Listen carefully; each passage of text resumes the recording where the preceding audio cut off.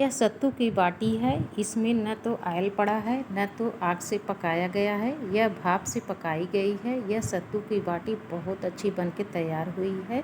इस बाटी को बनाना भी बहुत आसान है, तो फिर चलिए बनाना स्टार्ट करते हैं। सबसे पहले आटा ले लीजिए। आटा में 1 चम्मच अजवाइन डाल दीजिए और आधा चम्मच नमक डालने के बाद इसमें 2 चम्मच घी डाल दीजिए। घी की जगह बटर भी डाल सकते हैं, बटर से भी बहुत अच्छा बन के बाटी तैयार होगी। इन सबको अच्छे से मिक्स कर लीजिए। मटर का जो मुलायम रहता है वो बहुत ही बढ़िया बन के तैयार होता है। घी डाल रहे हैं तो अच्छा है, अगर बटर डाल रहे हैं तो हल्का सा पिघला दीजिए। इसे इस तरह से मैश कर दीजिए। यह बहुत जल्दी से मैश हो जाता है और गुनगुना पानी से आटा को गूँथ लीजिए। इसमें सोडा नहीं डालना है, ना तो कोई फ्लेवर डालना है, बस सिंपल इस आटे को गूँथना है। इसमें 2 चम्मच सूजी ऐड कर दीजिए। जैसे फुल्की पानी पूरी बनाते हैं उस आटे में 1 चम्मच सूजी डालते हैं, बस उसी तरह से आटे में अगर सूजी डाल दिया जाता है तो वह फूलने में बहुत काफ़ी मदद मिलती है। और सूजी न डालने का कोई दिक्कत नहीं है, तभी बाटी बहुत अच्छी बनेगी। अब इसमें सोडा नहीं डाला गया है तो इसलिए सूजी हल्का सा डाला जा रहा है, बहुत ज़्यादा नहीं डालना है, बस 2 चम्मच ही डालना। आटे में एक साथ पानी भी नहीं डालना है, थोड़ा थोड़ा करके हमें गूँथना है। यह आटा बहुत सख्त नहीं होना चाहिए और ना बहुत सॉफ्ट होना चाहिए। जैसे हम रोटी बनाते हैं उससे थोड़ा सा कड़ा होना चाहिए। बस इसी तरह से हम आटे में थोड़ा थोड़ा पानी डालते जाएंगे और आटा का एक साथ बैटिंग हो जाएगी। इसको इस तरह से जब हम गूँथते हैं तो आटे में बहुत अच्छा से डोर बन जाता है और यह खस्ता बन के तैयार होता है। आटा गूँथ जाने के बाद हम इसे 10 मिनट के लिए रखेंगे ताकि आटा अच्छे से सेट हो जाए। जो सूजी डाले हैं वह भी फूल जाए और आटा भी हमारा अच्छे से फूल जाए। इस तरह से आटा हम जब गूँथते हैं तो बहुत अच्छा आटा बनके तैयार होता है। इसे रोटी से भी बनाएं या पूड़ी पराठा जो भी खाएं उससे बहुत अच्छा बनता है। लेकिन जब भी आटे में यदि 1 चम्मच सूजी डाल करके हम पराठा बनाते हैं तो वह पराठा बहुत ही क्रंची बन के तैयार होता है। एक बार बना करके देखिएगा, बहुत अच्छा पराठा बनता है। पराठा जब भी बनाए उसमें नमक हल्का सा डालना चाहिए, उससे बहुत अच्छा आता है, स्वाद आता है। आटा को हमने गूँथ लिया है, बस 1 मिनट और लगेगा। यह आटा अच्छे से तैयार हो गया। इस आटे को एक बर्तन में रख दीजिए, जैसे कोई कटोरी हो या बाउल हो, उस पर रख करके ढक दीजिए। इसे 5 से 7 मिनट के लिए रख देंगे। तब तक हम बेसन तैयार कर ले रहे हैं। बेसन तैयार करते समय यह उतने समय में फूल जाता है और इसे हम फ्रिज में नहीं रखेंगे, बाहर ही इसे ढक करके रख देंगे। यह भुजा हुआ चना है, इसे मैंने छिलका सहित लिया है और इसका छिलका हाथ से मसल देंगे तो यह निकल जाएगा। 1-2 चने में छिलका लगा रहता है तो उससे कोई दिक्कत नहीं है। चने का छिलका नुकसान नहीं करता है, बस देखने में ही अच्छा नहीं लगता, इसलिए इसका छिलका निकाल दिया जाता है।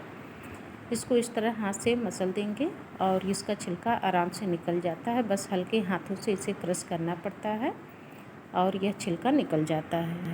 इसे एक थाली में ले लीजिए और इसको हल्का हल्का सा हम इसे साफ़ करेंगे। यह बहुत आराम से छिलका निकल जाएगा। ऊपर की थाली नीचे हल्का सा रहेगा, इस तरह से देखिए। इस तरह से जब हम करते हैं तो छिलका बहुत आराम से आगे आ जाता है। ये देखिए बहुत आराम से यह निकल रहा है। बस इसी तरह से हमें निकालना है। इस छिलकों को निकाल देते हैं तो हमारा चना साफ़ लगता है, पीला पीला दिखाई देता है। और इसी तरह से हमें चाहिए खाने के लिए भी हम इसको इस तरह से क्रश करके डब्बे में रख कर नमकीन डाल करके खा सकते हैं। अब इसे ले लीजिए जार और इसमें ऐड कर दीजिए। जार में इसको अच्छे से ग्राइंड कर लीजिए। इसे दरदरा नहीं ग्राइंड करना है, आटे की तरह फाइन पाउडर बनाना है। यह जब आटे की तरह बन जाता है तो अच्छा रहता है। इसमें जब दरदरापन डाल देंगे तो दरदरापन से सत्तू का बाटी अच्छी बनती नहीं है और इसे एकदम फाइन पाउडर बनाना है। अब इधर क्या डाला जाएगा बेसन में उसे देख ले रहे हैं। अब 4-5 लहसुन की कलियां हैं और 1 इंच अदरक का टुकड़ा है, 2 मिर्चा है, इसे छोटे छोटे बारीक मैंने काट लिया था और खलबट्टे की सहायता से इसे कूट लीजिए। यह हम ग्राइंड भी कर सकते हैं, लेकिन खलबट्टे से जब कूटते हैं तो इसमें छोटे छोटे कण रहते हैं, वह सत्तू में अच्छा लगता है और जो पूरा ग्राइंड कर देते हैं तो वह सत्तू में अच्छा नहीं लगता। सत्तू की बाटी में बहुत ज़्यादा मसाला नहीं पड़ता है, एकदम नेचुरल मसाला रहता है। इसमें लहसुन, अदरक और मिर्चा, धनिया की पत्ती हो तो उसे भी छोटे छोटे टुकड़े में काट लीजिए बारीक, उसे भी ऐड कर सकते हैं। सत्तू को जो ग्राइंड किया था उसे एक बाउल में निकाल लीजिए। अब इसमें जो मैंने अभी अभी कूटा है उन सबको ऐड कर दीजिए। अब इसी में आधा चम्मच जीरा पाउडर डाल दीजिए और स्वाद अनुसार नमक। नमक बहुत ज़्यादा नहीं होना चाहिए क्योंकि आटा में भी हमने नमक डाला है। और 1 चम्मच अमचूर पाउडर, आधा चम्मच हल्दी पाउडर। हल्दी से थोड़ा सा पीलापन रहता है, सत्तू देखने में अच्छा लगता है। बस इन सबको डालने के बाद इसमें 1 चम्मच घी डाल दीजिए या फिर बटर डाल दीजिए। घी या बटर डालने से सत्तू का फ्लेवर बढ़ जाता है और इसको अच्छे से जब मैश करेंगे उसके बाद इसे बाइंडिंग के लिए गर्म पानी डाल सकते हैं, लेकिन सबसे पहले घी डालिए, घी को मिला लीजिए, फिर उसके बाद इसमें देख लीजिए बाइंडिंग हमें अच्छे से हो नहीं रही है तो हम पानी डाल देंगे। और घी की मात्रा अगर ज़्यादा खाना पसंद करते हो, पानी की जगह घी भी डाल करके इसको बाइंडिंग कर सकते हैं। इस तरह से इसे गोले में बना लीजिए। इसे बनाने में बाटी बहुत आराम से जल्दी से बन जाती है। पहले सत्तू को सारे इसी तरह से लड्डू बना लीजिए और इधर पतीला में रख दीजिए पानी बाटी के हिसाब से रख दीजिए। पानी कम नहीं होना चाहिए, थोड़ा सा ज़्यादा रहेगा तो हमारा बर्तन जलने का चांस नहीं रहेगा और अगर कम पानी डालेंगे तो बर्तन जलने का चांस होगा। और पानी डालने के बाद जो भी बर्तन इसमें डालें उसमें पानी भरा होना चाहिए। इस तरह से अगर खाली रहेगा तो मैंने अभी अभी दिखाया वह जो बर्तन रखेंगे वो बैलेंस अपना नहीं बना पाएगी, एक तरफ से उसे ऊपर नीचे हो जाएगा। इसलिए जो भी बर्तन डालें इसमें उसमें पानी डाल दें। और अगर इसमें स्टैंड डाल रहे हैं तो सबसे अच्छी बात है, तब कटोरी इसमें नहीं डालना है। और मैं इसलिए कटोरी में डालकर दिखा रही हूँ ताकि जिसके पास स्टैंड न हो वह इस तरह से किसी पतीले में बाटी बना करके आराम से खा सकते हैं। और ये मैं इडली का पाट ली हूँ, ऐसा नहीं है कि इसी पतीले में बनाएं। आप कोई भी बर्तन ले सकते हैं, भगोना हो, कढ़ाई हो, उसमें भी बाटी को बहुत आराम से बना सकते हैं। मैंने इसमें एक प्लेट रख दिया है, ऊपर से एक थाली रखा है, थाली से मैंने ढक दिया है ताकि भाप से जल्दी से पानी गर्म हो जाए। और इधर मैंने बॉल बना करके रख लिया है और मैं इसी तरह से बॉल बनाना है। थोड़ा सा बेसन और आटा अभी मैंने रखा हुआ है, इसे बनाने के बाद फिर मैं उसे बनाऊंगी।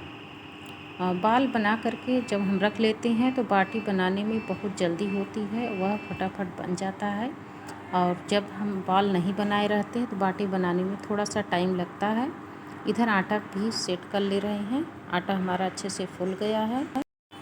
ढेर सारी बाटियाँ बनानी रहे तो बॉल बना करके रख दीजिए बेसन का, उसके बाद आटे का इस तरह से चकवा काट लीजिए, फिर उसके बाद बनाइए। अगर 2 लोग हैं इसे मिल करके बना रहे हैं तो एक लोग अपना बॉल बना ले, एक लोग बाटी बना ले, यह जल्दी बन जाता है। और इस तरह से जब हम चकवा बना लेते हैं तो इसके बाद दोनों एक साथ को चकवा बना करके इसको बाल में भरेंगे कैसे, उसे मैं दिखा रही हूँ। इस तरह से देखिए गोला करिए, फिर हाथ से हथेली की सहायता से इसे दबा दीजिए। ये 2 चकवा एक साथ बन गया। अब इसे इस तरह से हल्का सा बड़ा कर लीजिए। बड़ा जब कर लेते हैं तो इसमें बॉल बहुत आराम से आ जाता है। ये देखिए, अब इसे बनाने में बहुत ही आराम से इसे गोला करेंगे और हाथ अंगूठे की सहायता से इसका जो एक्स्ट्रा आटा है निकाल लीजिए। इसी तरह से हमें बनाना है। यह बहुत जल्दी से बाटी बन जाती है और बनाने में दिक्कत नहीं होती है। हमें चाहे जितना बाटी बनाना हो, हम इसे 10 मिनट में 100-200 बाटी बहुत आराम से बना लेंगे, क्योंकि इसे बनाने में बहुत ही जल्दी बनता है और बनाने में कोई कठिनाई नहीं रहती, क्योंकि बॉल बना करके पहले से ही रखा रहता है। और इसे इस तरह से अंगूठे की सहायता से इसको गोला करेंगे और अंगूठे की सहायता से जो एक्स्ट्रा आटा है निकाल लेते हैं। ऐसी सारी बाटियों को बना लेंगे। जो बेसन बचा हुआ है, आटा है, उसको इस तरह से बता रहे हैं कि बॉल अगर न बनाए, एक साथ हम बना रहे हैं, उसे भर करके हम इस तरह से भी बना सकते हैं। ऐसा नहीं है कि बॉल ही बना करके बनाए। इसको इस तरह से भर लीजिए, पूरा चकवे भर उसको अंगूठी की सहायता से दबा दीजिए और हल्का हल्का इसे ऊपर उठाते रहिए। यह आराम से गोले में ले लीजिए, बहुत आराम से बन जाता है। फिर अंगूठे की सहायता से जो आटा एक्स्ट्रा है उसे निकाल लीजिए।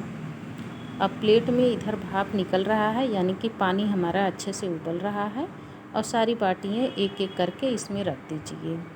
इस तरह से जब हम रख देते हैं तो बाटी 10 से 15 मिनट में बहुत जल्दी भाप से पक जाती है। इसे पकाने में बहुत समय नहीं लगता है।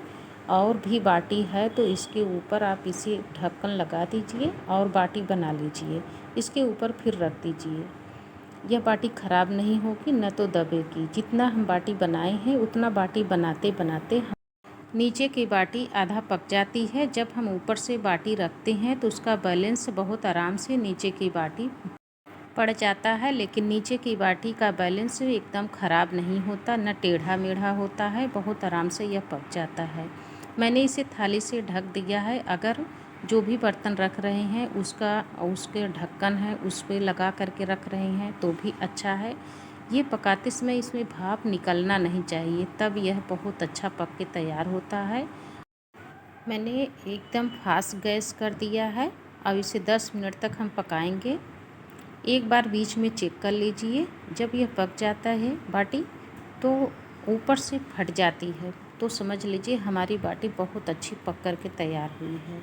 अभी यह 7 मिनट हुआ है। अभी यह अच्छे से पकी नहीं है, लेकिन यह फूल गया है। इसे थोड़ी देर और ढक दीजिए ताकि बाटी अच्छे से फट जाए। जब तक बाटी फटती नहीं है तब तक बाटी अच्छा नहीं लगता। 10 मिनट के बाद गैस को बंद कर दीजिए और इसे देख रहे हैं बहुत अच्छी बाटी फूली हुई है और फट गई है। वाह, कितना बढ़िया बाटी यह बन के तैयार हुई है। इसे चेक करने की ज़रूरत ही नहीं है। बाटी का सबसे खास ट्रिक यही रहता है कि जब तक बाटी फट नहीं जाती तब तक बाटी अच्छी लगती नहीं है खाने में। यह बाटी बहुत अच्छी बनी हुई है। न तो इसमें तेल से फ्राई किया गया है, न तो इसे अवन में, न तो आग पर इसे पकाया गया है, सिर्फ भाप से बनाया गया है। यह बाटी बहुत अच्छी बनी हुई है। इसे चोखा से खाइए या फिर चटनी लगा कर खाइए। इस बाटी को नाश्ते के रूप में सुबह चटनी के साथ सर्व कर सकते हैं। बहुत अच्छा ब्रेकफास्ट बन करके तैयार होगा। वैसे तो बाटी चोखा से खाया जाता है, लेकिन इसमें सत्तू भरा हुआ है तो यह काफ़ी चटपटा बन के तैयार हुआ है। इसे चटनी से भी खा सकते हैं। आपकी पकाई हुई बाटी है, बहुत ही सॉफ्ट और नरम है।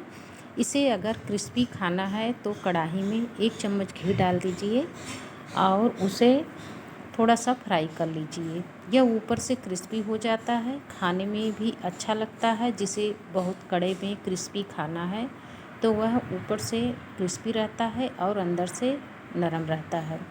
बहुत अच्छा लगता है खाने में। इसे सफ़र में भी ले जा सकते हैं। खैर, चोखा तो नहीं जा सकता है सफ़र। बाटी में अक्सर कच्चा चोखा ही अच्छा लगता है, जो प्याज, हरी धनिया और लहसुन मिर्चा ये सब कच्चा डाला जाता है, तभी अच्छा लगता है खाने में। और सफ़र में अगर ले जा रहे हैं तो इसे इस तरह से हल्का सा फ्राई कर लीजिए, ऊपर से क्रिस्पी हो जाता है। उसके बाद टोमेटो केचप और चिल्ली सॉस इन सब से खा सकते हैं। इससे भी बहुत चटकारा यह बाटी लगती है खाने में। यह बहुत बढ़िया बाटी बनी हुई है। इसे घर में बनाएं, नाश्ते में बनाएं या सफ़र में ले जाएं। बाटी अच्छी लगी हो तो कमेंट करके ज़रूर बताइएगा, ताकि हम ऐसी रेसिपी आपको फिर से भेज सकें। धन्यवाद।